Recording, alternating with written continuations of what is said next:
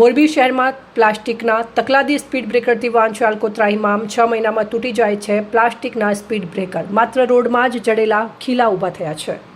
ગુજરાત રાજ્ય શહેરી અને ગ્રામ્ય વિસ્તારોમાં પાકા રોડ ઉપર ટ્રાફિક વ્યવસ્થાપન રાહદારીઓની સુરક્ષા તેમજ વાહનોની ગતિને નિયંત્રિત કરવા માટે સ્પીડ બ્રેકર મૂકવા માટે ઇન્ડિયન રેડ ક્રોસ તથા માર્ગ અને મકાન વિભાગના ઠરાવો અને નિયમો ઘડેલા છે, જેમાં પહેલા ડામરથી સ્પીડ બ્રેકર બનાવતા હતા અને હાલમાં પ્લાસ્ટિક રબરના સ્પીડ બ્રેકર બનાવવામાં આવે છે, જે તદ્દન તકલાદી અને ગુણવત્તાહીન હોવાથી રોડ ઉપર સ્પીડ બ્રેકર ફિટ કર્યા પછી 6 મહિનામાં જ તૂટી જાય છે અને વર્ષ પછી તો નામ નિશાન પણ રહેતું નથી।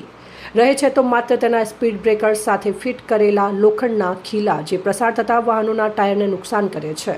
તકલાદી હોવા છતાં વારંવાર તેનો ઉપયોગ કરવામાં આવતો હોય આ બાબતે સ્પષ્ટતા કરવા મહાનગરપાલિકામાં એક આરટીઆઈની અરજી ઇનવર્ડ કરવામાં આવી છે। મોરબી શહેરમાં વળગે છે ત્યાં સુધી મોરબીના સનાળા રોડ ઉપર હાઉસિંગ બોર્ડ અને જીઆઈડીસી પાસે ડામરના સ્પીડ બ્રેકર આશરે 4 વર્ષ પહેલાં બનાવવામાં આવ્યા છે, તેમાં આજે પણ એક કાંકરી ખરી નથી। ત્યારે મોરબી શહેરના વાવડી રોડ ઉપર, રવાપર રોડ ઉપર અને હાઉસિંગ બોર્ડમાં અંદરના રોડ સનાળા ગામ પાસે તેમજ શહેરના આંતરિક રોડ ઉપર આવા પ્લાસ્ટિકના સ્પીડ બ્રેકર મૂકવામાં આવ્યા છે, જે 6 મહિનામાં તૂટી ગયા અને 1 વર્ષમાં તો નામો નિશાન નથી રહ્યો અને હાલ ત્યાં જે ખીલા ખોડેલા છે તે વાહનોને નુકસાન કરે છે।